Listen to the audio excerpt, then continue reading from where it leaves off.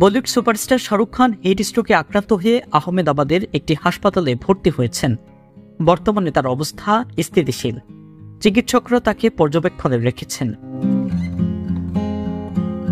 বুধবার 22 মে দিবাগত রাত 1টায় আহমেদাবাদের কেটি হাসপাতালে শাহরুখকে ভর্তি করা হয় বলে এক প্রতিবেদনে জানিয়েছে ভারতীয় গণমাধ্যম। প্রতিবেদনে বলা হয়, গেল 21 মে কলকাতা নাইট রাইডার্স ও সানরাইজার্স হায়দ্রাবাদের আইপিএল প্লে অফ ম্যাচ দেখতে আহমেদাবাদ ছিলেন এই সুপারস্টার। ম্যাচ শেষ হওয়ার পরে গভীর রাতে দলের সঙ্গে আহমেদাবাদের আইটিসি নর্মদা হোটেলে পৌঁছলেন এই অভিনেতা। সকালে তার অবস্থার অবনতি হলে দুপুর 1টার দিকে তাকে কেটি হাসপাতালে নিয়ে যাওয়া হয়।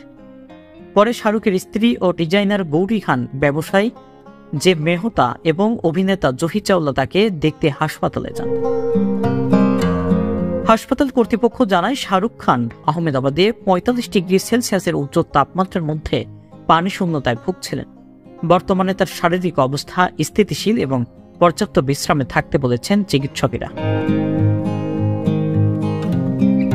প্রসঙ্গত, এর আগে প্লে অফের ম্যাচে তার দল জেতায় নরেন্দ্র মোদী স্টেডিয়ামে দলের জয় উদযাপন করেন তিনি।